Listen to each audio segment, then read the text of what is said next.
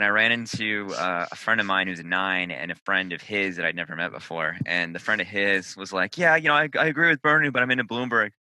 And I What?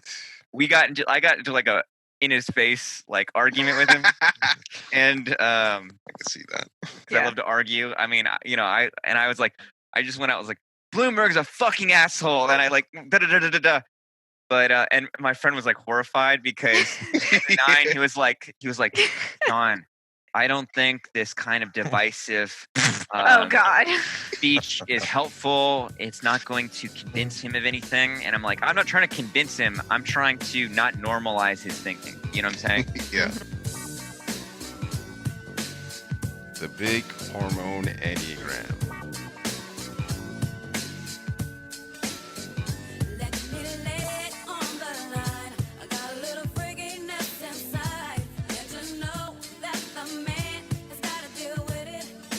Hi, it's John here. I'm a sexual self-pres 4/5 tri-type. Hi, David here. I'm a self-pres sexual 9 with a 1, 974 tri-type. Hey, it's Emeka. I'm an 8 wing 7 sexual type with the 854 tri. Hey, it's Nancy. I'm a self-pres social 3, wing 4, and 369 tri-type. Hello, everyone. Welcome to our podcast where we're going to talk about how much we hate politicians and how they all suck and they're burning the world, and also their types. All right. So you want to just go through the so we're recording this right now on February 16th. So the Democratic field has been thinned, and Thank God. I think let's start with the big wet diaper boy himself, Trump, in terms of looking at his type, because I see so much dumb shit about his type. Yes. When he is very obviously a self-pres social 8 with a 7. Yeah. He is a narcissist, and every fucking type can be a narcissist.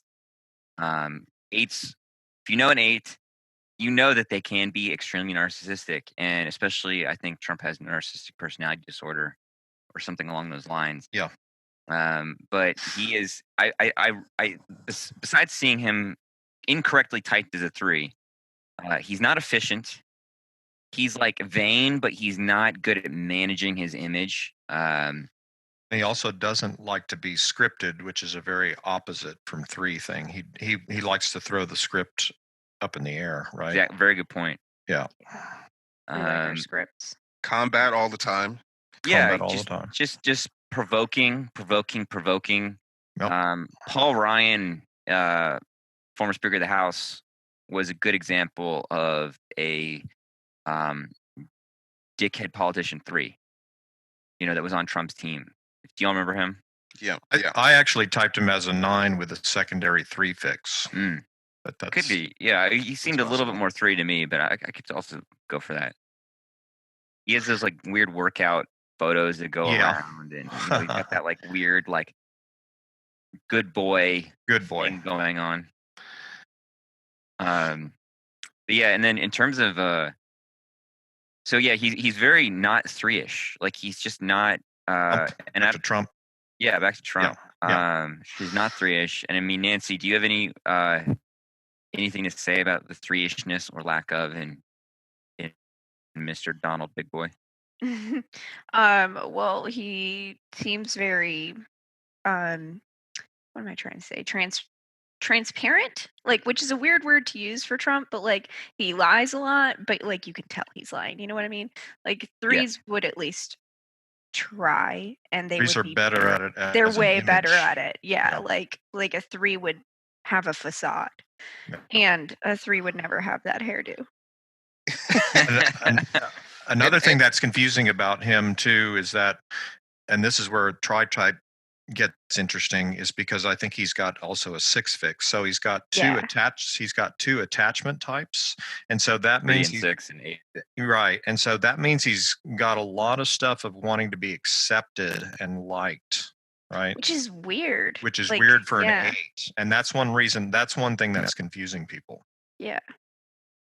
The other thing about go ahead, Emeka. Sorry. The other thing about his lies that I feel like is an 8ism that is not 3. 3s are pretty. They try to be smooth about they try to be smooth about their lies or about their shiftiness. And 8s are just going to be. I feel like some 8s in a cocky way will make a show of lying, like saying that I can lie and there's nothing you can do about it. It's a power play thing. It's a will. So Yeah. I'm exerting. You're going to believe this, even though you and I both know this is a lie right now. Yeah, this is dictator levels. Yeah. Of I'm going to tell you what to think and believe, even though you know what I'm telling you isn't true. I will literally rearrange your entire existence, and there's no other type that will do that. That would want to do that. Yeah. Right. No. Has the gall to kind of try to completely distort reality. You know, Yeah. my will overcomes the reality principle. Yeah. And I see a lot of similarities between him and Putin, who's another, not similarities, but in sort of the tactics with the media of you flood the airwaves with bullshit to the point where no one knows what's real anymore. You just dominate attention with lies and misdirection, and until people are just doubting the fabric of their existence. Putin's very good at just burying any negative press about himself and controlling the media, and based on just how much he's able to flood the media airwaves with bullshit. He doesn't try to correct the perception of here's the perception I want you to have, so much as just lacking on so much bullshit that your capacity to discern bullshit versus reality gets so flooded and confused. You know, like threes have an investment that you see their value. Yes. And Trump, as much of a narcissist as he is, doesn't really care if you see his value at all. He just is more concerned with being unopposed. Yes, or his power and being respected. And a point that I want to make about a big reason why I think people mistype Trump, that has to do with an idealization of 8s in the Enneagram world.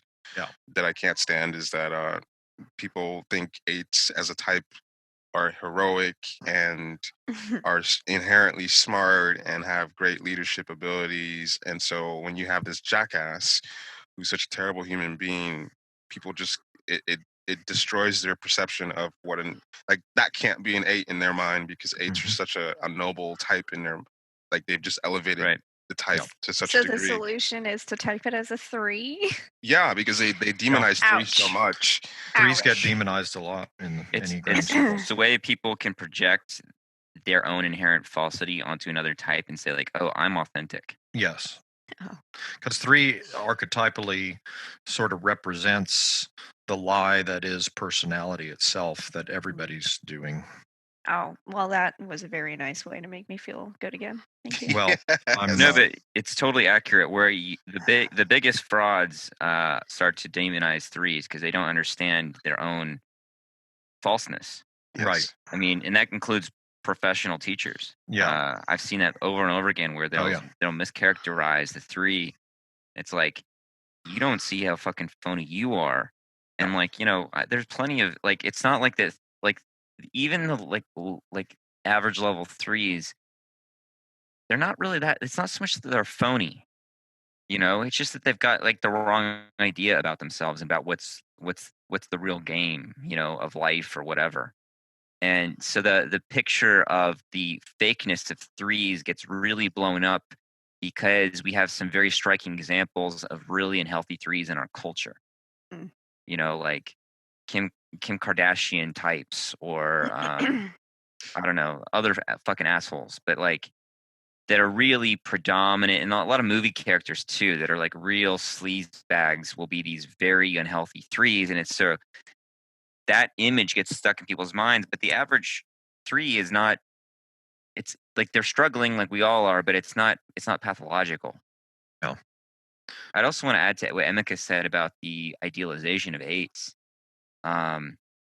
There's always somebody one time who, as a teacher, who said something like 8s don't feel fear, which is such bullshit. And 8s feel fear and insecurity and everything. They're totally. It's not like every type of human 8 is superhuman. They just deal with their insecurities in a way that to other people can look like they're not insecure because they're pushing their ego agenda. But the harder they're pushing, the more insecure they are. So yeah, like I've tried to. So go ahead. I've tried to explain it to people is that it's almost like at least in the gut center, there's an ability to separate myself from that sense or that feeling. Like let's say I'm nervous about something, and I can force myself to do it, to do whatever I have to do, and as if I'm not afraid. It's almost like the action kind of eliminates the fear, and it's so it's from the outside looking in, it looks like, oh, this person doesn't have any fear. But it's almost like I can separate myself. It's almost I'm completely divorced from experiencing that fear. But I'm also divorced from experiencing a lot of things as a result. Right. That's true. To me, like when 8s get afraid, they kind of, I mean, like everyone, they go back to their like what we know, which is pushing. Yep. And so they sometimes I see it, they'll like be pushing really hard at something that seems like very simple and like they don't need to be pushing. Oh. Yeah. And it's like they're putting the effort of like pushing a boulder up a hill into like moving a pebble. And it's like whoa. Well, because like the fear makes you think that, well, I got to bring it all, you know. Yeah, I gotta power through. Like I gotta summon all my energy to overcome this obstacle now. Yeah, it's also the projection that everybody else is a big beast, and so if I'm going to match, I've got to be a big beast. That's something. true. Yeah. I one time lived for a short time in college, and I went to college to Evergreen State, but before that, I went to Seattle University, and so I lived in Seattle with my aunt. My family's from Seattle originally, and she's a self-pres 8, and she may be the same tri-type as Trump and same stacking, but with a 9 wing. And but she would be insecure, but the way she would deal with her insecurities was she would tell me how other people were bad. Like, is it like in the pretext of like I'm concerned about it? And so it'd be this sort of like, paranoid, like kind of movement to 5 thing. She was very withdrawn. Like she wouldn't leave her apartment very much. She did her business from her apartment. And she would just like, she'd want me to like her. But the way she would do that was by telling me how bad, like either my mom was or my grandma or whoever, some kind of weird, there was a little bit of that like blinded to self-pitying thing going on. It was very bizarre, but it wasn't like, well, you like me? It was like, no, let me tell you how I'm the only one that you can really count on. That's also, and that ties into Trump and his 6 fix to me also. That's 6. It's those people over there are the bad people. Yeah. And I'm on the good team, or I'm the good person, which is part of 6. And and with the 8, it's like, like listen, like I'm not a great person, like I'm kind of a maverick or an asshole or a whatever, but I'm real with you. I'm gonna be real with you about these people. Yeah. These people are not good. Yeah. It's like you're better off with me. Like I know I'm not the best, but that's because I'm not the best. I can make it happen. I can protect things and blah blah blah blah. Yeah. And it's very manipulative. So you go, oh wow, they're being really like authentic and protective. Yeah, it's just bullshitting. Another 3 months and I left. Yeah, I think I remember you talking about that. It was a weird time. One thing I was going to say on Trump real quick is another sort of tri-type subtlety theory thing that's kind of interesting that comes up with him is that I think his 3 fix is second, and that's not typical. I think, gut types, it's usually the head fix is second. And I think that's kind of a weakening in some sense, if you will, of the 8 structure, or something that is less secure, less grounded when an 8's heart fix is second in the tri-type. I don't know if that's rings true for you guys. Yeah, I think we've talked about that one before, and 3-fix secondary made sense, but I think now the tri-type theory, I'm reconsidering that whole order thing. I haven't even come up with a definitive idea on it, but on whether like an 8 can be heart second, if that's even possible. Right, and I understand that's another whole maybe subject of another another day. Is that subject of whether you can, because I understand there's the theoretical thing of the yeah. And I also don't know how to parse out the other issues with him being a fucking narcissist, and if we can explain that imageness with some other way. But I still loosely hold on to the idea that you can have secondary fixes that are not, like generally like head second, because it does really jump out in some people in a really overt way. So I don't have any clear answers on that. So for now, I can agree with you that probably it makes the most sense to say that he has 3 second, because it's really fucking overt. Yeah. You want to talk about Bernard? Talk about Bernard. The best. Well, actually, one thing I want to say about Wet Boy is is that if you look at, you can easily find, there's articles that compare the aesthetic of Donald Trump's shitty fucking apartments and homes with Saddam Hussein's, who's also a self-pres social 8-7.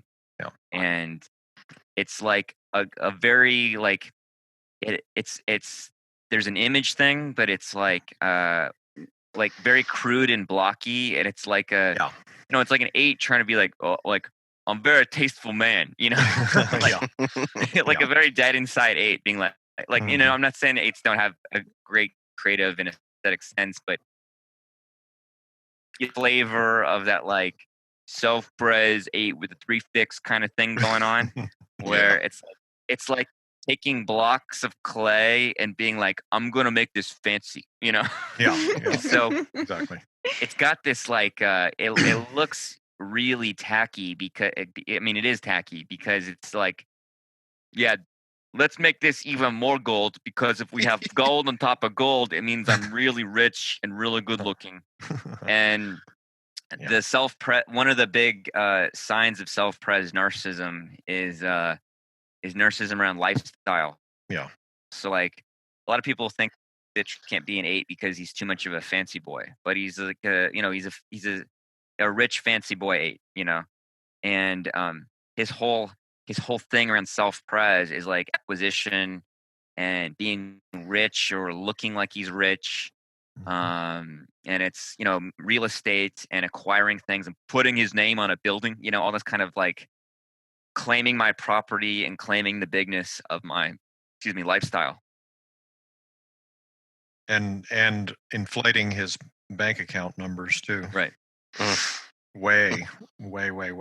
There was one story that unfortunately, well, he I think he of course diverted, covered it up, and it was a huge story, and it really, they needed to just pound it, and they still need to be, is that massive expose that New York Times did on his whole financial background. I mean, it just completely exposed him as a fraud just from top to bottom. I mean, and that is his Achilles heel. That is the thing. That's why he's freaking out about Bloomberg.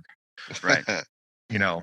Yeah. I mean, that's the way to make him just lose it, is if you just emphasize that he's actually a little bitty boy in the financial world. Yeah. I feel like Bloomberg probably more so than anybody understands how to push those buttons and has all the money to be able to back it up. Probably. That's the one concept that I do like about him, Bloomberg. But other than that, I think he sucks. I fucking hate Bloomberg, and I will tell any person to their face, because I did the other night, that any liberal supporting Bloomberg is a fucking fascist in disguise, and like it's complete, like it's the complete thing that you see when it, like with like a lot of liberals, where when shit breaks down, they'll just go with whoever makes them feel safe and stable because they don't have much to lose. Yeah, I can't believe that he is out of nowhere. He's in the national polls. He's number 3 right now. He hasn't been to any debates. All he's done is just pound those fucking ads on radio, on TV, on Facebook. Like, he's everywhere. So you're telling me that all it takes is a billionaire to show up and spend a gazillion amount of money, and he can get himself to number 3 in the Democratic also, national polls? It's partly because I think because self-pres, like especially self-pres social, is the dominant stacking population-wise, and so people have a certain reverence for money. That's true. Mm-hmm. Yeah. Well, not every billionaire's had success. So what the fuck is it because he's a name? I mean, people are just impressed with bullshit. You know, it's like he, you know, I like how Bernie's gotten years of he's not a real Democrat and then a fucking Republican until 2016, who was crazy. the fucking 2004 Republican National Convention keynote speaker that was thanking George W. Bush for the Iraq War, who's like been far right on every single position in his whole fucking career.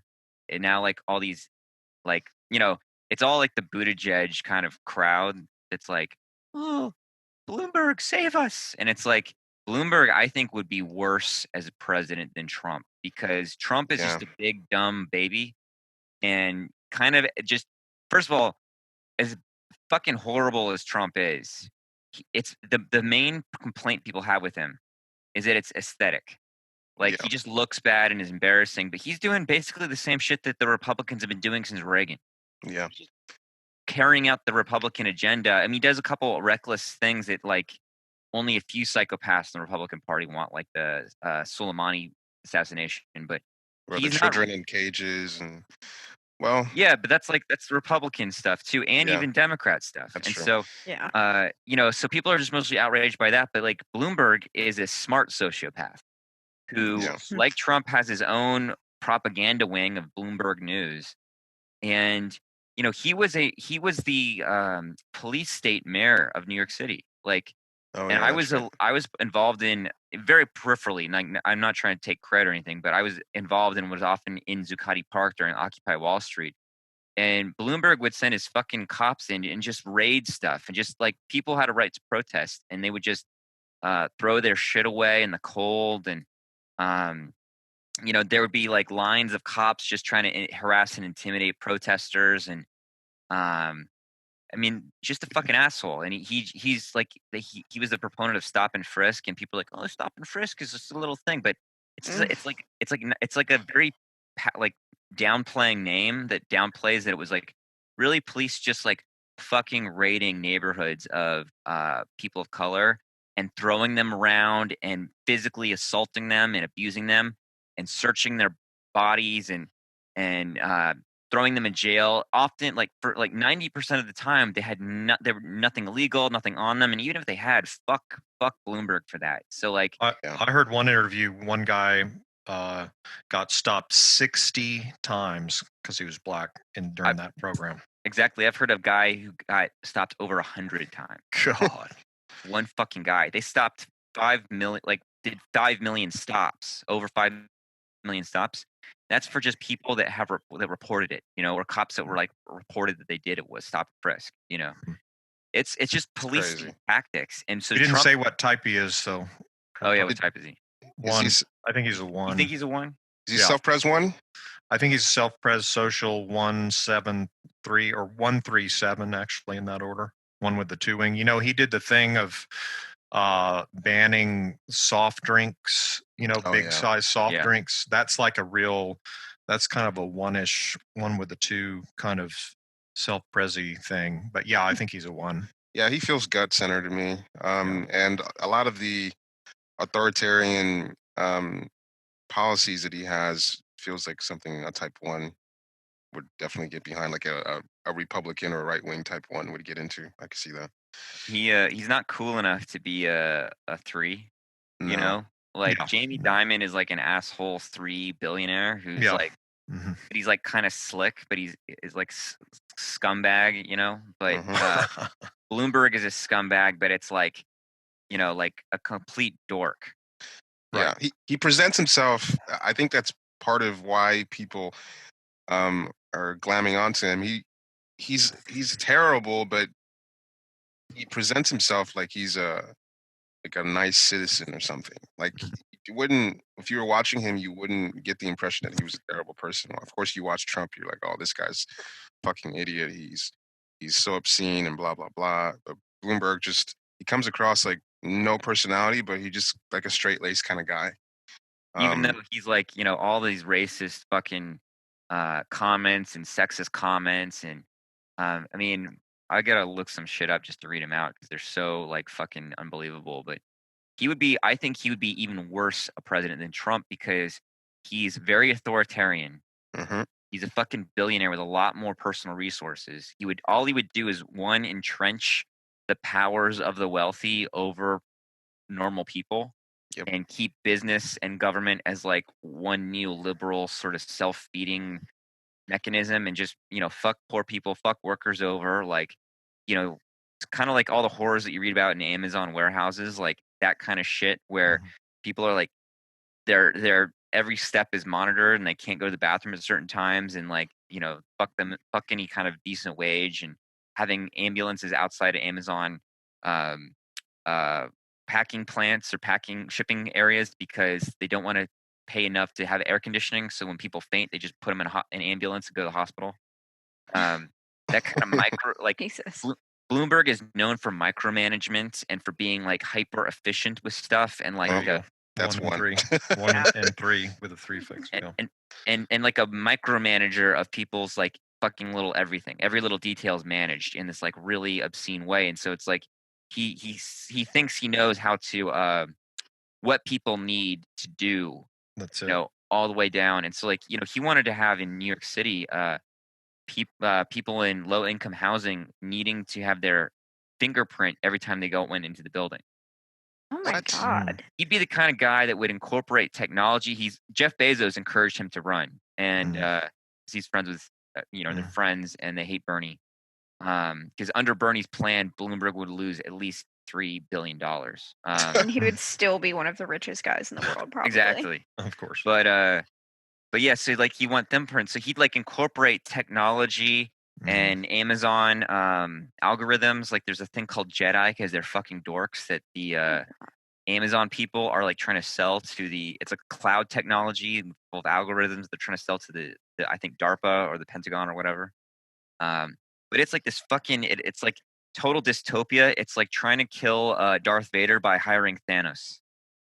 You know, like Trump's idiocy has sort of saved us from some of the worst things that somebody who is authoritarian could do with the kind of power that Trump has. Yeah. Like there could have been a lot more wars, and one of the weird things about Trump is that he's actually managed to keep us out of wars that a lot of people in his cabinet wanted us to go into. Yeah. So, I mean, you'd have, instead of having a border wall, you'd have, you know, high altitude drones targeting people on the border, you know, that ICE would control, and the ICE would hire McKinsey to like further starve, you know, asylum seekers. I mean, it'd be like just efficient authoritarianism. And I think because it would look better, a lot of liberals would be like, yeah, he's okay. Yeah. That's what they're doing now. That is true. Fucking hate Bloomberg. You were going to say something, Nancy? I have so much to say, and I just hate it all because you're discouraged. I'm very discouraged because everybody in America doesn't do the research, and they're just like, yeah, that's better, and then they're voting for people that don't even follow their own morals, like the people who are voting for them. They're like, yeah, that's what he's doing, but he's not doing that at all. Anyway. Resist. Get the sexist out of the White House by hiring a new sexist. You know? Right? Like seriously, it's too much. It's really upsetting to see all of liberal media CNN and MSNBC and trying to shove Bloomberg down our throats, trying to apologize, make apologies for stop and frisk, and show us why he's our best option for president. And I'm just watching this happen, and I'm just like, you guys are the biggest hypocrites on planet Earth. Like, you shit on Trump all day fucking long, and now you want to bring along another billionaire who just seems better on paper because he doesn't come off like an asshole. Because he doesn't tweet on the toilet. Jesus fucking Christ! Like fucking Bloomberg, like Trump. Like I think he's just like a dumb casual racist. Like he doesn't probably like have a burning hatred for black or Hispanic or Muslim. He doesn't care really. He doesn't really care. Like he's just like, oh, you know, blah blah blah. Like might say some racist shit, but he's not like hating them actively. Right. He just knows that his base hates them, and so he's like, yeah, whatever. Yeah. But, like Bloomberg hates them. Right. Yeah. Would target them and would use the military, the CIA, and Homeland Security and ICE to target people of color who are at the have the least voice in the country, and just make life a living hell for them. And a lot of white liberals, hashtag resistance. I see people, currently defending stop and frisk and saying it was a sensible thing to do because, well, the crime is in all the minority parts of the city. So of course it makes sense that you were focused all your, police activity in that part of the area, and that everyone who is black, brown should be stopped. And I'm like, do you understand how fucked up that is? That just because of the color of your skin, that police officers have a right to stop you and search you anytime they want, every single day. Do you see how fucked up that is?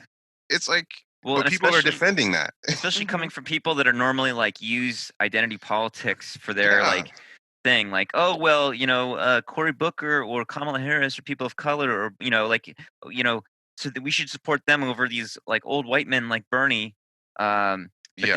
Is they're afraid, then they're like, yeah, let's get the fascist in and let's acknowledge his fascist shit.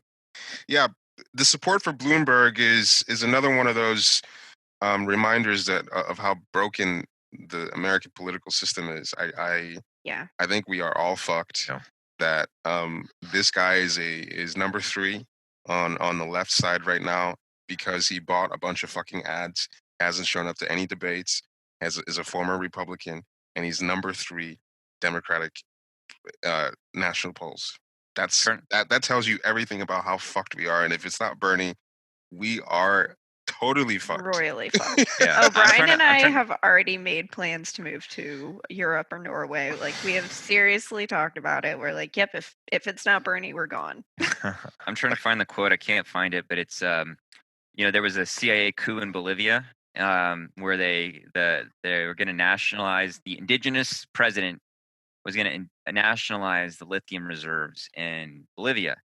And so immediately they had a CIA coup, and they installed a far right, very authoritarian female fundamentalist leader or whatever. But the vice president that was ousted has this quote that says something like, in moments of crisis, behind every liberal becomes a fascist. And we can get into like what some of that means, but there's a after we go through some of the candidates, like there's a thing about liberalism and what that actually is a 16th century Enlightenment idea, and how it easily decays into fascism when there's not a strong enough left-wing resistance. And so, under a crisis, not every liberal, a lot of liberals don't even know what liberalism means or don't know like the underpinnings of it. They just think, oh, I'm progressive, so I must be liberal. But there's a lot going on underneath the surface that a lot of people just don't know about. But when you unpack it, there's certain trends, and especially liberals of influence will do more to preserve their place of influence and try to keep things normal or not destabilize it. And then in so doing, resort to supporting basically like far right fascist leaders or bowing to them and being like, they're our only hope. And it happens historically over and over again. Yeah, we're watching that happen with Bloomberg. I'm just like, are you serious? Yeah. Are you fucking serious? Like when I heard that he came in third, I was like, man, I'm part of me wants to be hopeful that things will work out and Sanders will be the nominee, but things like that happening reminds me that I shouldn't have any hope whatsoever. I was hanging out, or on Valentine's Day, I went out dancing with Ilaria, and we went to the Prince dance party. And I ran into a friend of mine who's 9 and a friend of his that I'd never met before. And the friend of his was like, "Yeah, I agree with Bernie, but I'm into Bloomberg." And I got into like a in his face like argument with him. And I can see that. I love to argue. I mean, I was like, I just went out. I was like, Bloomberg's a fucking asshole, and I like da da da da da. But and my friend was like horrified because 9. He was like, John, I don't think this kind of divisive oh God speech is helpful. It's not going to convince him of anything. And I'm like, I'm not trying to convince him. I'm trying to not normalize his thinking. You know what I'm saying? Yeah. Mm-hmm. And I don't think that people like the whole civility thing we've talked about, like, the sort of upper white middle class professionalism kind of thing. It's mostly there so people don't talk about stuff that makes anybody uncomfortable. Yep. And so I like fucking let them have it. And I think we should. I think division is good because everybody's talking about like unity, and it's like no division, because the divisions have already been there since the beginning of this country. And so by highlighting them and giving them voice, we stop pretending like there's no problem and letting the problem grow and grow and grow. Because if you're not resisting the problem, you're participating in it or letting it happen. Yeah. And so everybody's like, oh, don't have division and don't be rude and don't be mean or whatever. I don't know. Don't harass anybody. Don't be mean. A lot of the Bernie bro thing is definitely way overstated, but I am Bernie bro. And, but there's something really too, like having it out and confrontation that it's a whole thing about fascism versus left wing, but like that anger that everybody feels about the way the system's going, it goes either left or right. It gets either harnessed by the right and used against minorities and people of color and in Brazil, gay people, and it's used to support the agenda that is making everybody upset in the first place. Yeah, it's important that people fight this Bloomberg thing because I know that there are a lot of people who are aware of how terrible he is, but there are a lot of old people who aren't on social media, who all they listen to is the radio. Most people don't know, I think. Yeah, and all they're seeing is these Bloomberg ads. And I don't know if you guys have heard any of these ads. I heard one for the first time the other day on the radio, and he had black people like fucking going off on like really passionately about how Bloomberg was going to help our community. Right. And if you didn't know anything and you were like a person of color and you heard those ads, I mean, those ads are on like every hour. Yeah. Right. You would think that Bloomberg was the right guy to vote for. And there are a lot of people that have said, oh, my mom or my grandma said that she's going to vote for Bloomberg in the primary. And I had to set her straight on how much of a terrible asshole he was. It's working because he's banking on all this old media and all these people that vote, which are old people, right, that aren't exposed to the woke, social media culture that like we are. Well, yeah. So what he's doing, like, because he does have a lot of like philanthropic. Am I saying that right? Mm-hmm. Organizations and donations, but he'll donate on two sides of an issue at the same time. Yeah. He'll give a bunch of money to like ICE or whatever, and then he'll support like immigrants' rights organizations, so that you can go, oh, look at all these good things I've done. He's done some stuff for like climate change, but it's always half-assed, and it's always like not enough to make up for all the shit he's doing in favor of destroying the planet. So like was in behind some kind of organization to close coal production plants, and which is good, and it was supposed to go into renewable energy. They closed the plants and instead went to some natural gas facility. It became that. Like, so it didn't really solve the problem, but he can go, oh, look, I was behind this coalition or this cause or whatever. So he's playing both sides because he's got that much fucking money. That's like what corporations do, exactly. to just get what you like want. The gay pride parade and all of them. Exactly. Yeah. Yeah, I was talking to my dad, who's pretty. He's a 6, so he with a 5 wing. so he knows a lot about this kind of stuff. So it was interesting to hear his opinions on everything and his very, very well researched thoughts on it. And he was telling me how during primaries everybody is usually either left or right, and pretty far left or right. But when it comes to general, yeah, when you're actually voting for a president, everyone runs right to the center. So I'm really interested to see, because that's basically what Bloomberg's doing right now. He's playing, oh, I'm all the way over on the Democratic side, but really he's very much Republican. And he's just trying to be in the race. But I'm interested to see if Bernie does that, if he runs to the center. I mean, I don't think he would, but I don't think so. And also there's a lot of different competing theories about how elections are won. Like sometimes we take conventional wisdom to be like, oh, this is how people generally vote. But like there's a woman, I can't remember her name, but those like guys that spend their careers just like guessing polls and trying to figure out who wins. Forecasting. Yeah, forecasting. Like Nate Silver is the famous name. Yeah. This woman realized, and I agree with this. There's no such thing as a moderate. There's no such thing as the middle ground or the centrist. There's people that, and the Democrats are constantly trying to win, and they like over the moderate and centrist, and are like, we can't go very far left because we got to get the Republican moderate or the the undecided blah blah blah. The swing voters. Mm-hmm. Yeah, they don't exist. People have like people are basically loyal to their certain positions, and that sometimes like a politician that's like, let's say, a Democrat highlights this or that agenda in their Democratic program, that'll bring out different kinds of issues voters that are part of the block of Democrats that are already there. And it's the same thing with Republicans, and Republicans are a little bit more on the same page with each other. So a lot of the kind of center stuff I'm very skeptical of, and I think there's a lot of evidence out there that this like being in the center and play, because center keeps going far right. Yeah. I think I think you're referencing the same article, the same lady that I think you might be. I almost sent it to our chat, but she was talking about how she was a forecaster and she discovered that elections aren't really won by the swing voter. Is that the article? Probably the same Arn.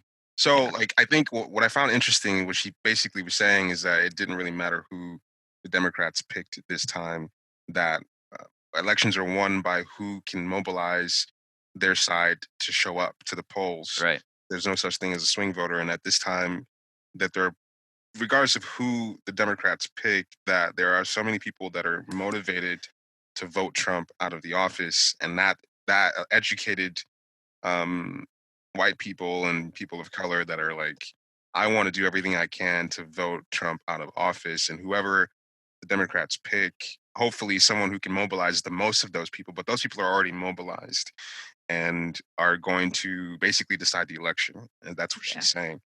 And yeah, it's like the Obama his wins are credited by the way that he was able to mobilize young people to come out. Again, who would have voted Democrat against the Republican, but it's like, will they actually show up and care enough to get to the polls? Also, people of color, like that's like those were Obama's bases, and and he promised big change and he didn't deliver.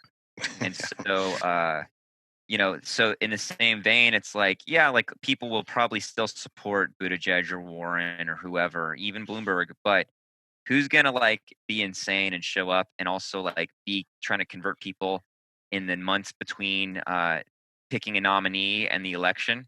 Yeah, it's got to be Sanders. It's gonna be the insane, super online bros and broads of Bernie, Because I'm not convinced, because Trump is in a good position as the incumbent, because the economy is doing pretty well. Like people probably can look back on the last 4 years and be like, hey, that wasn't so bad. Like he didn't really, I don't like him, but he didn't really fuck things up that bad. I mean, how bad can another 4 more years be? And Trump is, one thing you have to give him credit for, he's very good at mobilizing the media or diverting the media, or just mobilizing his base to get out there. So you can always count on him to get his numbers to show up. Right. So if we have anyone who's less than stellar in terms of mobilizing our side to show up, I still give him the chance. I still give him. If it's not Sanders, basically, it's a toss-up in my book as to who's going to win. Speaking of which, I think we should go to Sanders last, because I at least will have much of long-winded rants that nobody cares about to say. So I can edit those out. So you can edit those out. So let's start with a big dud and go Biden. Oh God! Go through some of these others and then get to Bernard. Self-pres 7, right? Yeah, I type him as a self-pres social 7 with the 6 with a 2 and a 1 fix. Yeah, and that's important to point out. 7 and 2 and that whole touchiness thing. That yes, kind of I don't want to say 2s are creepy, but it can. Well, they're very touchy. Yeah, man, that's sort of. I have a right, but I'm just being sweet and not good with boundaries. Yeah, there you go. Yeah. But I think something that's always stood out to me about Biden, even when he was running with, I think he's run for president before, and I just 3 times. Yeah, I always get the impression that he's, in terms of the whole quote unquote presidential. I think a presidential candidate has to have a certain level of seriousness and gravitas that's like this person can be a leader, and he just comes off like a happy-go-lucky kind of guy, like an energy of him, like almost a brightness about him, which is that whole 7 thing, which at least personally I don't take that shit very seriously. He's also like fucking sided with banks and like corporations and like everything that the Democrats have been right wing on, he's been on that side of things. Mm-hmm. He was a big champion of the Iraq War, and he people go, oh, he's working class Joe, but he's really sided. There's some little nickname that I can't remember what they gave him, but he's always been very like right wing and sided with business and banks over normal people, and I think he's got Alzheimer's. I think he is getting slow. He is getting to be Sleepy Joe. Yeah, I think he's sundowning. And in another podcast I listened to, a political podcast, Chapo Trap House, they were talking about the names that Trump gives to people and how Trump as a bully kind of has an instinct for people's weak spots. Oh, yeah. And, yeah, exactly. Crooked Hillary like really stuck because it sort of got to where people do feel like, maybe she's shady. We should talk about Hillary next, but maybe she's shady or like dishonest or something like that, and it stuck with people. And because he knows how to brand, and so Sleepy Joe is like great, from the point of view of like an accurate characterization of you can't take him seriously, you don't know if he's coherent, like you don't know what he's talking about, and people are just going to see that. But he's basically dead at the water at this point. Mm-hmm. Yeah, he's not gonna last much longer. What do you think? I think Hillary Clinton, she's often typed as a 1, which I think is wrong. I see her as a self-pres 3. I do see her as a 1. I see her as a social self-pres 1 with a 2, secondary 3. I would have sided with a 1 too. I think she's a 3 because unlike most 1s,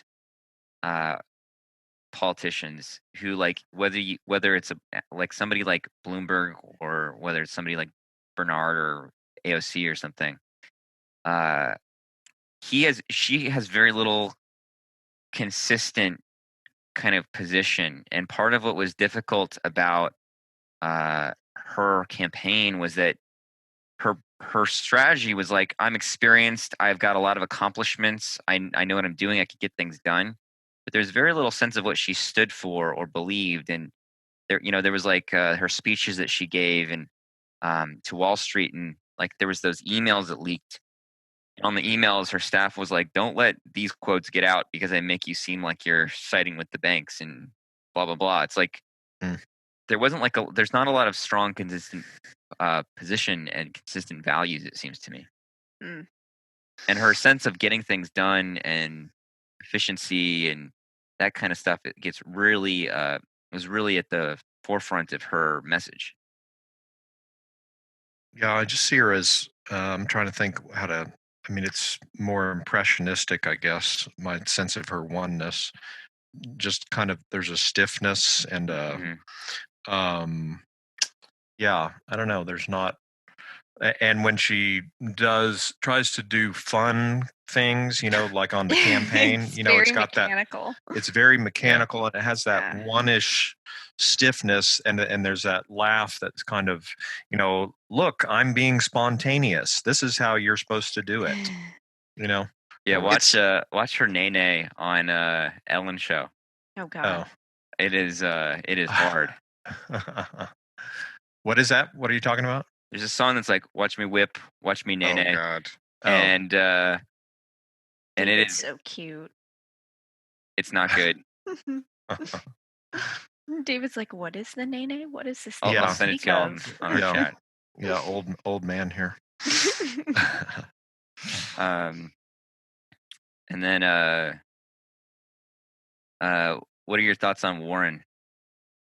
Oh, that's 6. Yeah, Big time 6. Yeah, she's got the 6 eyes. 621. I watched her give a speech in the 90s or something. It was to like some conservative group, and like she speaks quickly today, but like then it was this her jokes, her speech, her cadence was just like so rapid fire and intense and head center. Yep. And she's like a regulator. Like that's like she identifies as a regulator, like someone who's kind of correcting the system. Mm-hmm. And that her in the speech that I watched, she was like, failure is inevitable. Like that was her focal point of it was about bankruptcy and how to protect shareholders in the case of bankruptcy and stuff like this. And it was primarily about failure as a reality, and that was the focal sense of where her thesis was coming from. Yeah, that's like 6. Go ahead. Sorry. I don't. The thing that I can't stand about Warren, this is a personal thing, is she comes off like a brown noser. Like someone who's trying to be goody two shoes and trying to like rack up points. Like I'm doing the right thing, and that's fine. Like for certain types to do that, but it just the tone and the approach that she goes about doing it, it just comes off like you're trying to suck up to someone. Like instead of leading, like with Bernie and movement. Yeah, like it seems like we are doing the right thing, and together we're going to do the right thing with her. It's like, oh, I don't know. It's just an impression that I get. I just don't like it. That's sexist, Emeka. My issue with her is that she's not a real fucking feminist. Go off, queen. She tries to thank you for that permission. She tries to say she's a feminist and be like, vote for the woman, and like, a first woman president and all that kind of stuff. And I'm like, there will be plenty of women presidents. There will be. What's the deal? What's not feminist about her? Well, first of all, her saying that Bernie didn't want a woman president. That was fucked up. I'm sorry. What? Yeah. Go back with all of Bernie's stuff, and would he really say that? And I'm like, if you were a real feminist, you wouldn't be trying to play into this game, because now people don't want to believe you, and now you're just hurting all of us with that. Yeah. Part of. Go ahead. I was going to say that I think one thing that I like about politics in this current age is that there's a lot more transparency, and you can't bullshit people anymore. And news travels very quickly. So maybe 5-10 years ago, she could have gotten away with what they tried to do. Like the old media can try to push a narrative. Yeah. And they think that people aren't going to be able to catch it. Everyone knows that was bullshit. And that, I think, hurt her. That she didn't come out and say, no, my friend Bernie never said that. So because I was kind of like, oh, I like Warren. I'm okay with her. It'd be really cool to have Warren. But when she said that, I was like, nope, you're off my radar. You're done, bitch. Leave. Yeah. So to Nancy's point about not being feminist, I think that liberal politics have adopted a kind of vocabulary of feminism, but that hasn't actually got a material sense of what feminism is, other than women getting equal pay. It's like women's capacity to compete within a market is sort of the framework, because that's very neoliberal to view social progress. And so it's sort of one of the ways of encapsulating this is like, there should be women billionaires too, instead of there should not be billionaires. Right. And so I think that what Bernie doesn't talk very much. I mean, he does talk. Actually, that's not true. He does talk a lot about feminism and women, but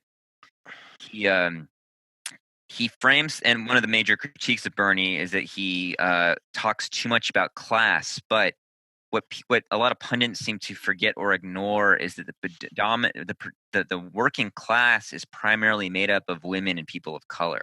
Yeah. Mm-hmm. And so part of what a kind of a more democratic socialist agenda is about is not just paying people enough, but it's actually challenging who holds the levers of power to make it more actually democratic. Like what people don't understand about socialism is that socialism is not big government. Socialism is workers own the means of production, and they have more democratic controls over the means of production, which then government is there to protect workers against capitalists in that case.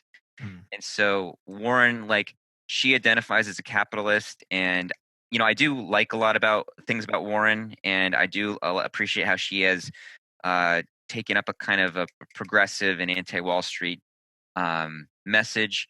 But I think that that her trying to toe the line between the centrists, they're not really centrists, the right, the corporate Democrats and the left, hurt her, because I think she should have just embraced the left, but from her perspective.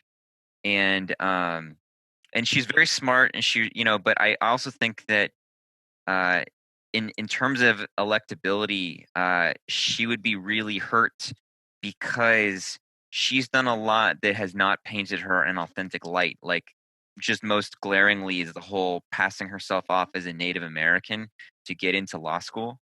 And there's a Fordham article in Fordham University's paper that's like that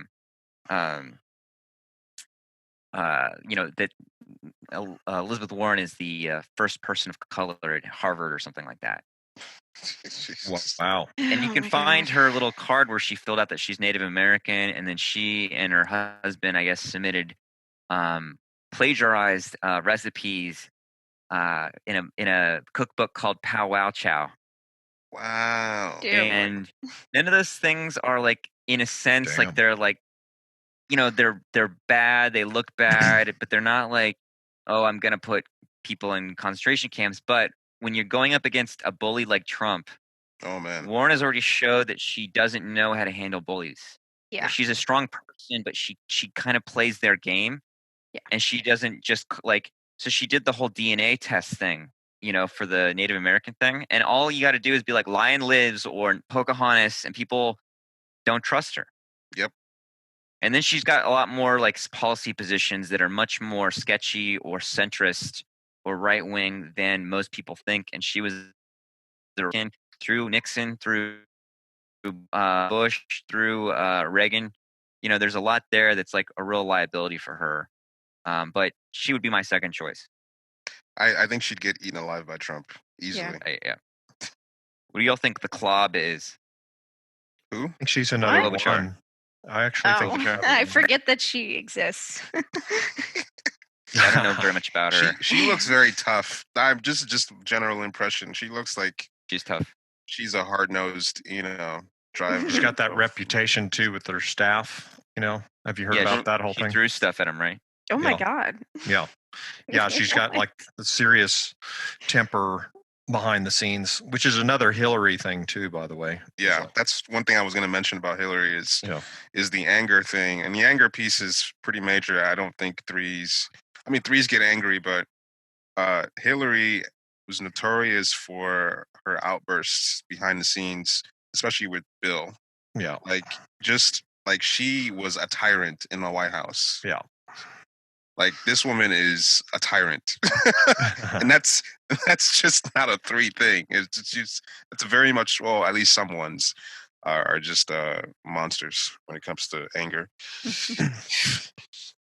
So yeah, Klobuchar 1. Yeah, I'd say a 1. Yeah, I agree with that.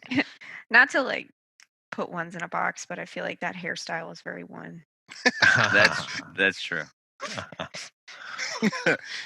What about Yang? Yang. Oh, 9. Really? Oh, I'm not sure. I haven't figured him out yet. So possibly your head type, maybe, is the other possibility. But, yeah. Well, I could see him being a 9 or a 3, actually. I was gonna say 3 because he feels very 3 to me. What feels 3? Well, I mean, okay, so if you know his background, he started in vector marketing, which was my first, like, quote unquote professional job. Isn't that a pyramid scheme? Basically, yes. Yes. Pretty much. It's I mean, it's not as bad as it could be, but yeah, I mean, it's not the best. But anyway, I'm not here to drag on them.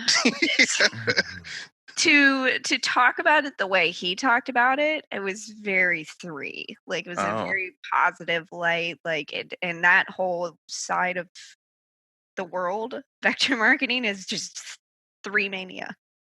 How did he talk about it?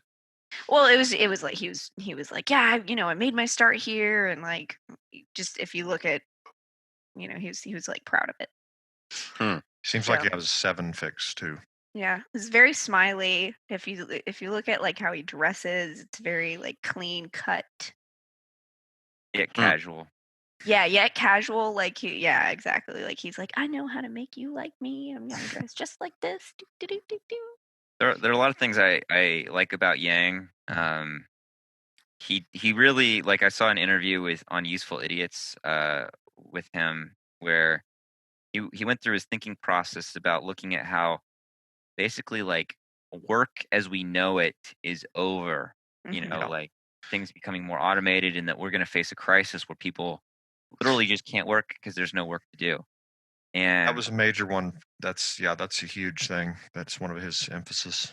And it was a very just like, I'm interested in the information, and I'm interested in what's coming in the future and how to prepare for it. And just like, I didn't always agree with all of his prescriptions and his thinking, but like at least his way of trying to honestly confront a problem and try to find a solution to it, I thought was pretty great.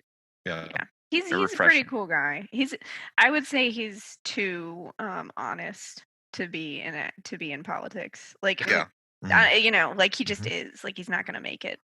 Yeah, like that's I was really impressed by what you mentioned, John, because I hadn't seen anyone bring to light that issue in such a clear and intelligent way. And you don't really run into that in politics. I mean, they tend to just kind of look at high-level ideas and try to get people excited to show up to vote.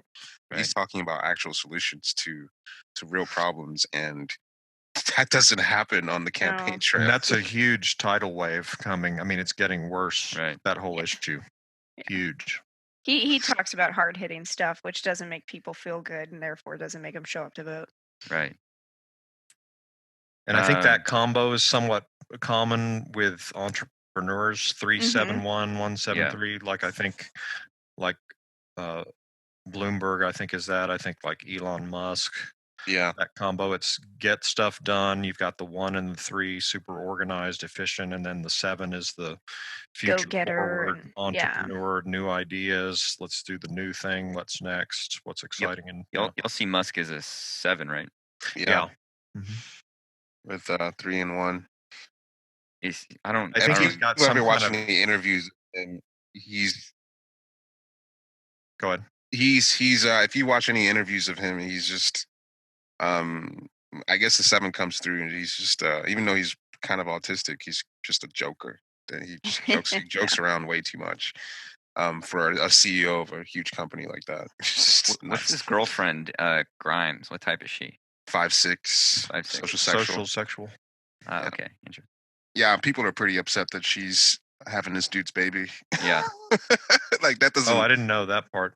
Yeah, they've been together for the last year and a half, and she's having his baby, and like to someone like that who people think is a goth princess who attached herself to, like a capitalist, like so those two things don't go together. It's such an odd couple.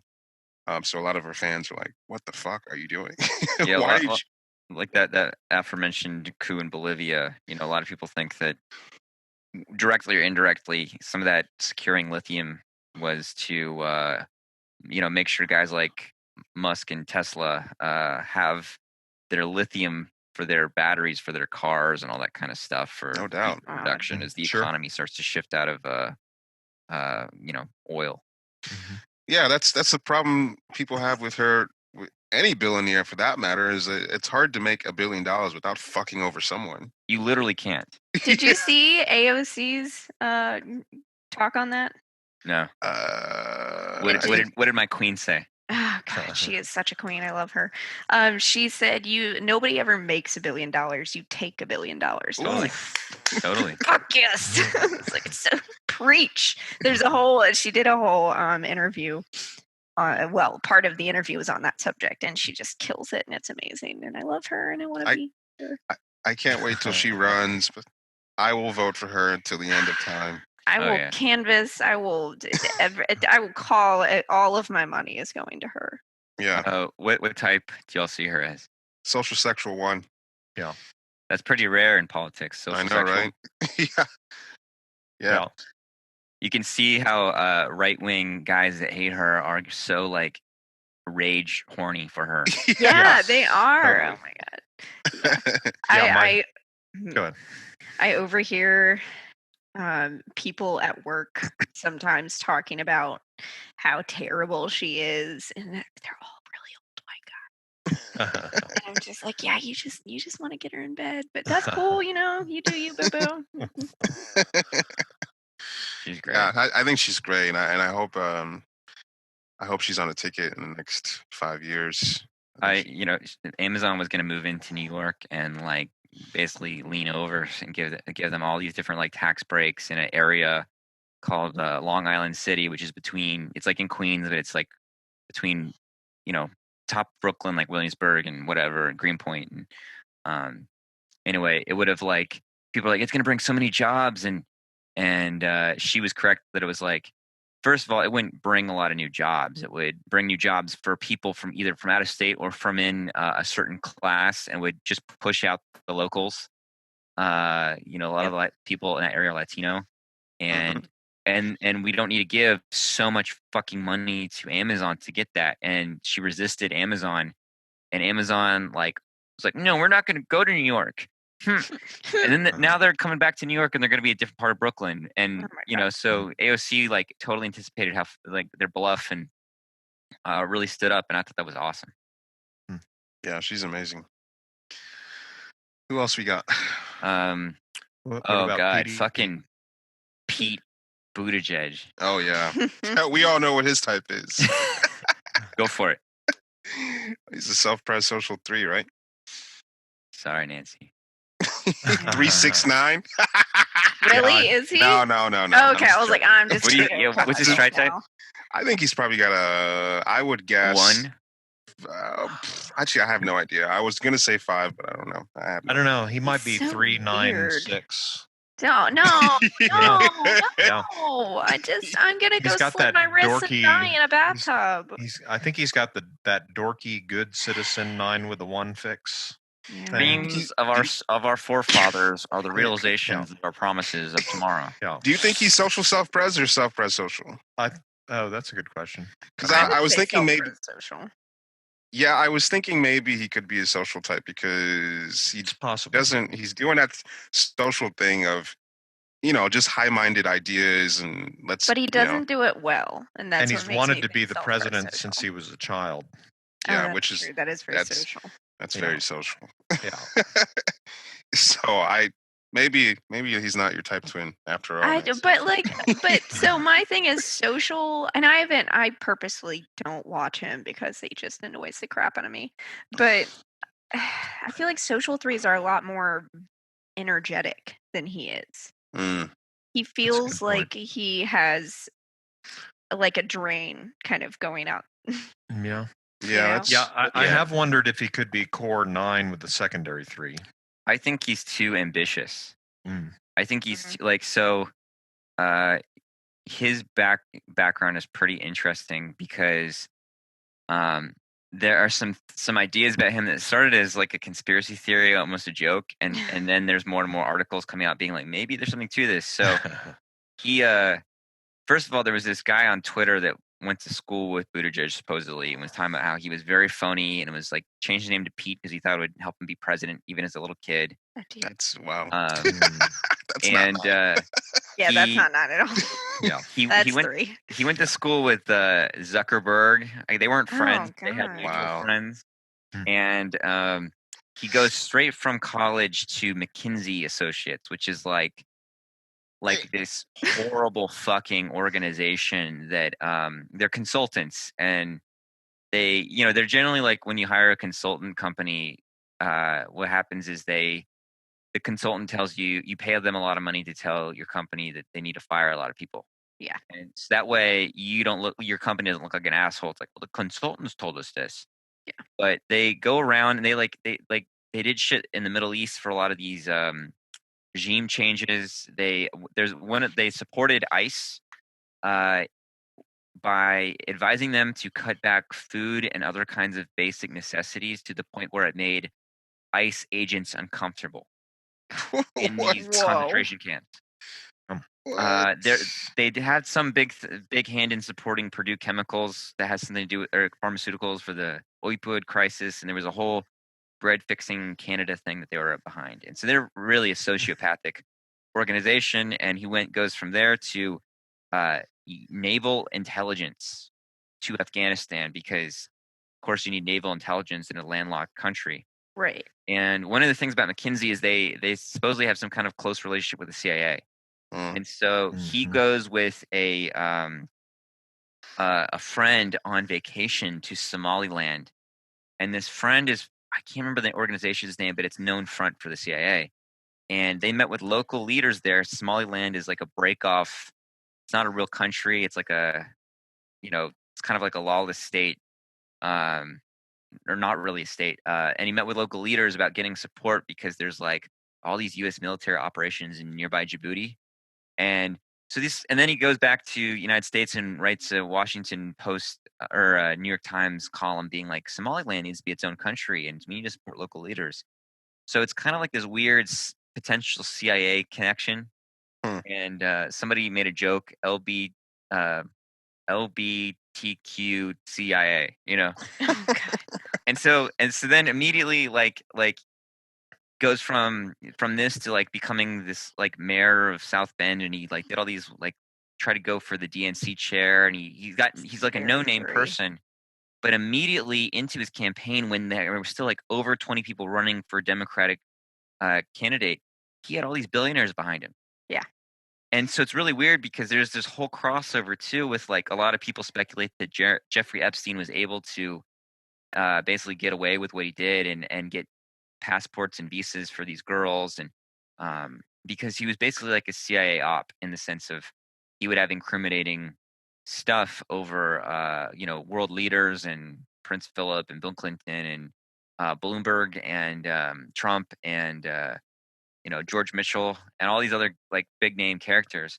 And so a lot of these billionaires that were part of the whole Epstein thing gave money to Buttigieg like really early in the campaign, like a guy named Glenn Dubin, who's like this asshole whose wife was Jeffrey Epstein's ex girlfriend, and after he got out of jail in Florida for whatever, that like not really year in jail he spent, they were like, this ex-girlfriend wrote a letter being like, Epstein's a great guy and he could be around my daughter. And they were like, I guess, planning to have Dubin's daughter marry Jeffrey Epstein for some kind of inheritance thing when she was in her 20s.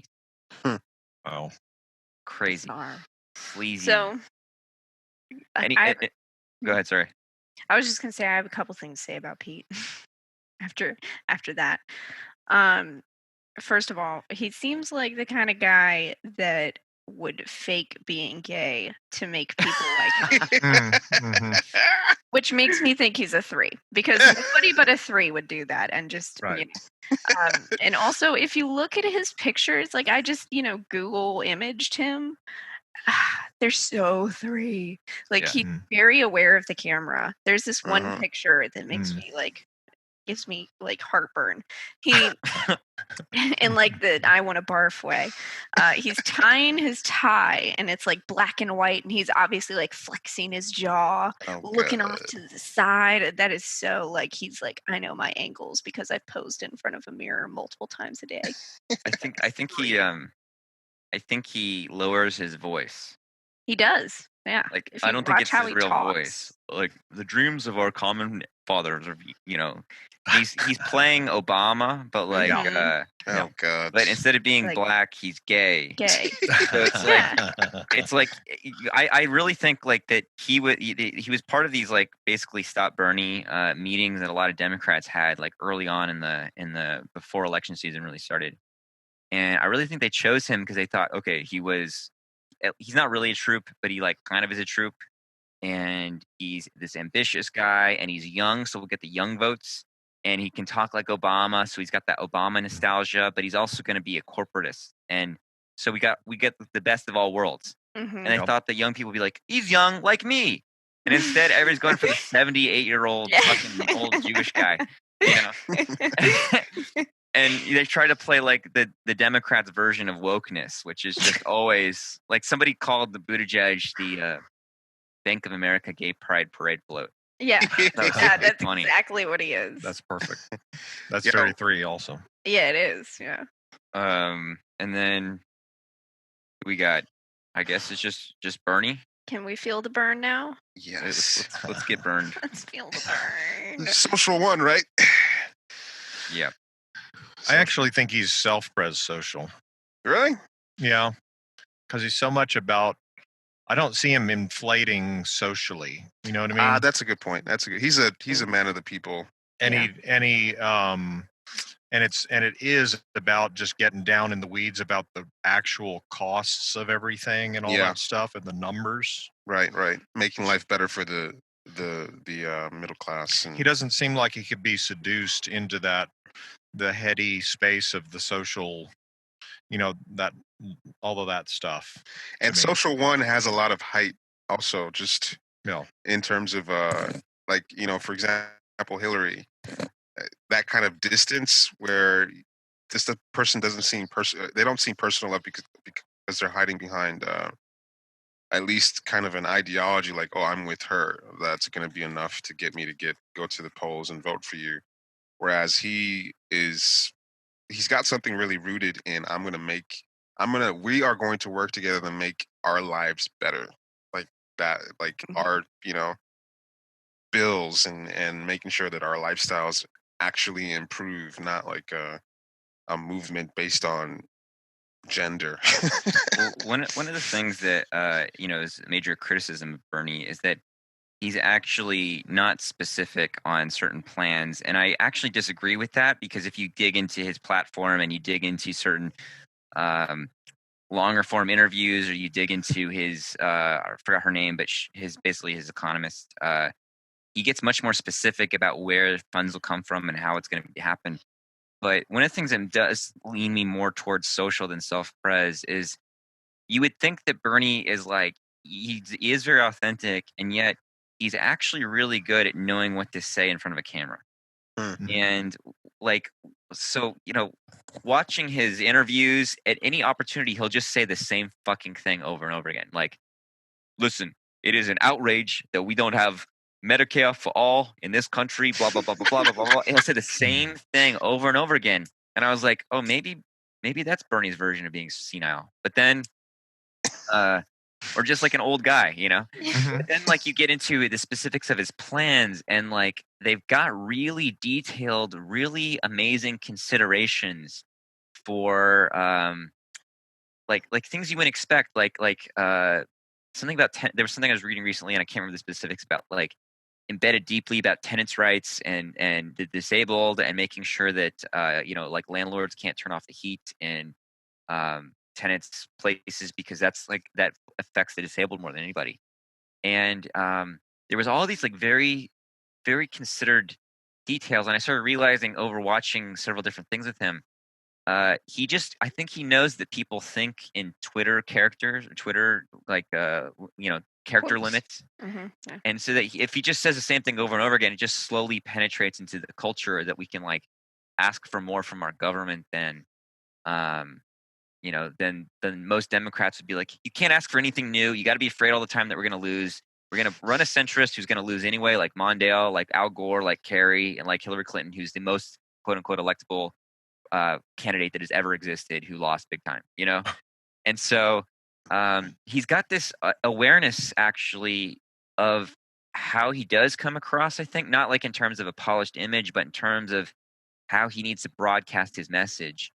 That I think it's more intentional than I think it seems at first. You know what I'm trying to say? Mm-hmm. Possibly, yeah.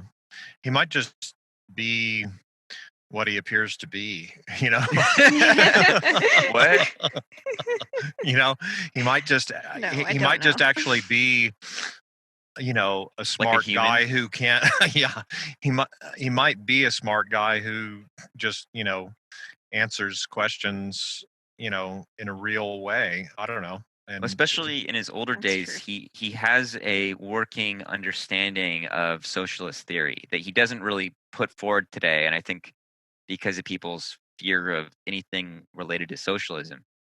But he's done the reading, as they say. It's like so yeah, that's a pretty cool thing. Is like he understands that like where liberals typically overlook that social progress has to do also with economics, and that a lot of the ways that the ruling classes get established and entrenched is keeping people down economically. And so you can be like, yeah, we're going to have Black Panther win some kind of Oscar or something.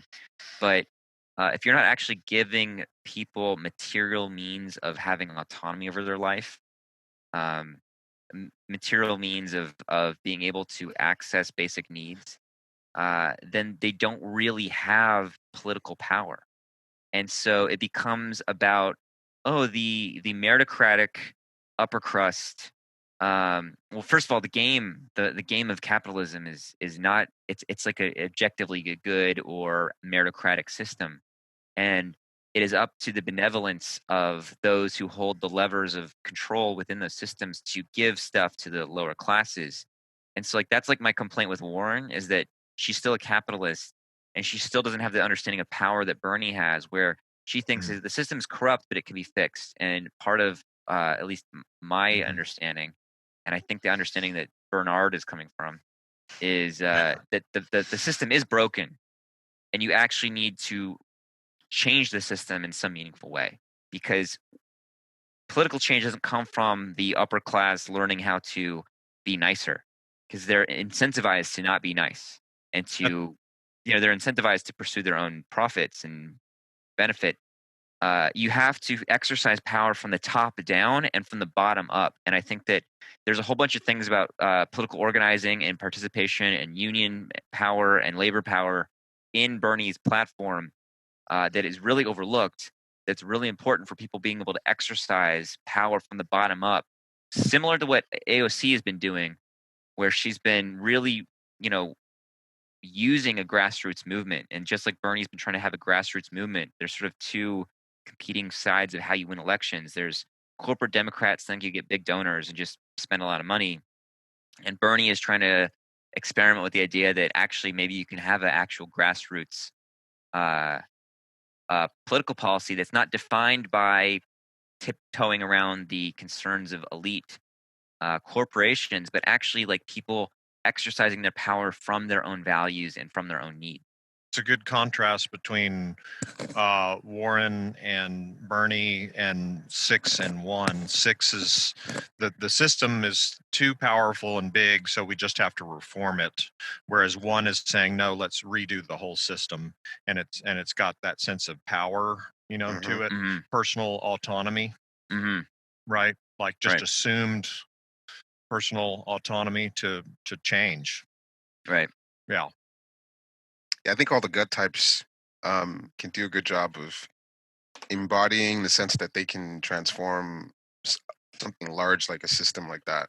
Or at least with 9, it's a little bit more of an idealization that we are going to change everything, when in reality maybe they don't actually change much of anything. Yeah.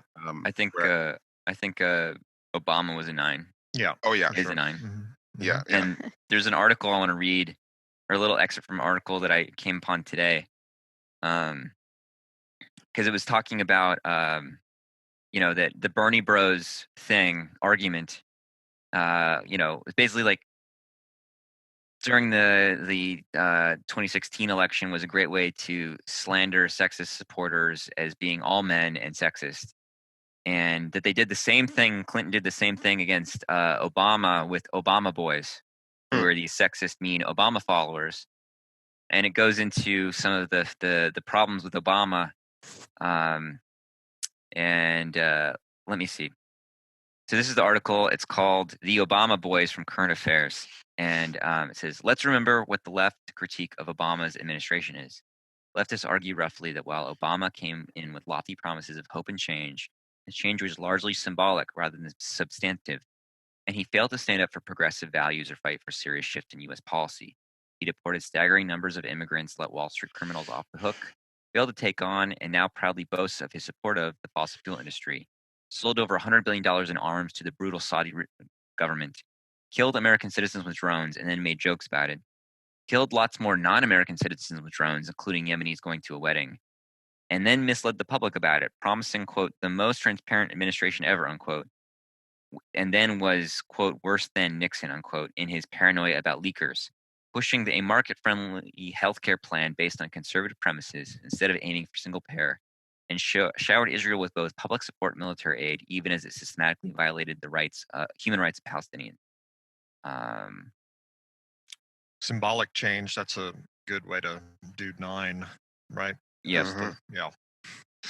And just one last thing. Obama's defenders responded to every single criticism by insisting that Obama had his hands tied by a Republican Congress.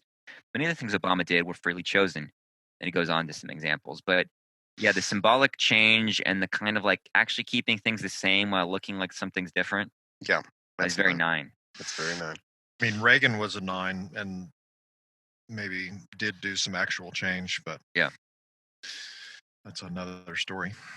But Obama, his complaints, like from a personality standpoint, was that he's intellectual but aloof. Yep. 9. Yeah. And then social self-pres too. Yeah. And then he would reach across the aisle, which I don't understand why people are so like, let's reach across the aisle with like fucking fascists. Yeah. You change the conversation instead of reaching across the aisle to fascists, because we have to get things done. What the fuck that means, getting the wrong things done. It's like you exercise political movements to create change on representatives in elections and get people to participate. But anyway, he would chronically just like, he had like didn't he have what was called a mandate? Like he like came in with like huge numbers, and then wasn't the House and the Senate Democratic both Congress. Democratic? Mm-hmm. He squandered it. Mm-hmm. Crazy. Yeah, 9. 9 boy. 9. Went to sleep, got elected, and went to sleep. He's very good at, or at least he has a very good campaign team. Totally. Like the first campaign is one of the most brilliant campaigns that's ever been put together in terms of the creation of him as a character. And I like that article that you sent, David, about Pete's campaign manager, because I think she's doing a good job of that whole creating the Mayor Pete character. Like, just to give this fucking dude, a pile of nothing, some personality, to get people to feel like he's a real person. that's an act of creation. A good campaign manager that's able to create a brand around someone that people can rally around. And so just watching what happened with Obama in 2000, was it 2008? Yeah, 2008. Because I remember when this dude was nobody, and I heard he was running, and I was like, oh, I mean, it's a black guy running for president. Like, what the fuck? Like, of course, nothing's going to happen. So to watch him become like, oh, okay, a black guy running for president, a black guy with a Kenyan name. Oh Yeah. Yeah. I was like, the fact that a campaign could pull off something like that is one of the most amazing feats that I've ever seen. I mean, of course, he had the personality and the swag and the coolness to back it up, but just I saw that as such a huge barrier to how to translate this human being to the rest of the public in a way that people could latch onto. I mean, that campaign was brilliant, and of course, to get reelected. He's very good at running campaigns. I don't know how good of a president he was, but that was the only presidential campaign I voted in. It was 2008. Yeah. I was too young to vote. Make you guys feel old. Yeah. The reason I care about politics and got involved is first, my dad's a political cartoonist, so making fun of politicians was like what I grew up with. Yeah. And I remember my dad, the first time I remember experiencing pride for my dad in like a conscious way of like, I'm proud of my dad, was he made a cartoon making fun of Newt Gingrich, who divorced his wife while she was recovering from cancer. Oh, and married. God. And ass. Like I was like a little kid, and my dad, I think he was Speaker of the House at the time. He was. And I was watching this, and it was Newt Gingrich talking about that cartoon and how somehow he was driving, and he said he pulled over to the side of the road and started crying because it was so cruel. And I was like, that guy's Go evil. Dad. My dad is amazing. And then Kingslayer. I was so proud of him. And I was like, this is my dad. This is my father. And then growing up, I went to a Catholic conservative high school. And during the 2004 Bush election, like I can't remember what grade I was in, but everybody knew my dad was a liberal. So my siblings and I got bullied big time. And I was like, I'm going to defeat them. Like, I wasn't going to be like, you're jerks. They'd be like, you like to kill babies and stuff like this.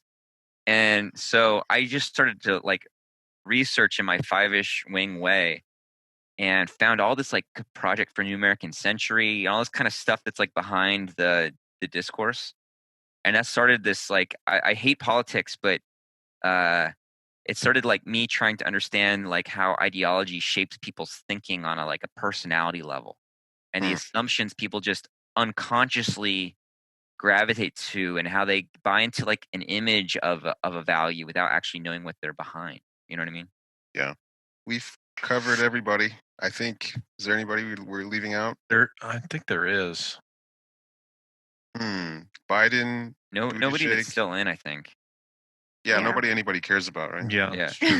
Otherwise, we would have remembered. I think Kamala Harris. Yeah. I think she is a 3. Me too. I don't even know who that is. Yeah, Kamala Harris. Where have you been? Under a rock. She was like the first person that people were like, she's going to be the next president. Yeah. Okay, yeah. I know her face. The attorney general, the one that they did all those memes that was, you're going to call Kamala Harris and she's going to lock everybody up. Yeah. And then, man, meme culture destroyed her. What is Cory? Is Cory Booker a 9? I don't actually know. I don't think so, but he's super goofy. Yeah, he's goofy. I was thinking 6, maybe. Maybe he seems a little too on. Like the switches are all on there. Yeah, you know what I mean? Maybe like a 6 with a 7 wing. Yeah, he might be a 6 with a 7. That's what I would guess. Yeah, I thought he had a chance. You know who I thought? That dude from Texas, who they were trying to put like as the white, as the white Obama or something. And like he actually seemed like he might have been. What happened to him? Like he seemed like he could have, like he seemed better than Buttigieg. Like what the fuck happened to him? He's definitely better than Buttigieg, but he was actually much more center right than he seemed. Yeah. And I don't really know what happened with him, but I do remember that, like, I remember when he was trying to overtake Ted Cruz, that there was all these like housewives that were horny for him. That was like, yeah, he had hilarious. charisma and Yeah. he was a good speaker, and even if My he was, girlfriend was into him. yeah, even if he was Made me center, very angry. even if he was like a center right or whatever, I thought he'd stick around, make things interesting. Right. We got like these no personality. So I just wondered, like, did somebody like snipe this dude like politically to take him out? Because Well, you know, the one thing was that gun thing. He said he went further than anybody's ever gone and said, yes, I am going to take your guns away from you. Oh, right. Yeah. What type is he? I think he could be a 9, but I don't know. Oh, you know who's a 9 that we forgot? Tom Steyer. Oh God. Yeah, I don't know. I'm not sure if he's a 9. I think he's a super 9. He like he could watching be. him on debates. He's like, I like everybody up here, and I think everybody's right. Yeah, That's so weird. Could be. Yeah, that is weird. Liking everybody is weird. Come on, guys. Everybody is terrible. So, yes, it is weird. Come on. Where's the unity?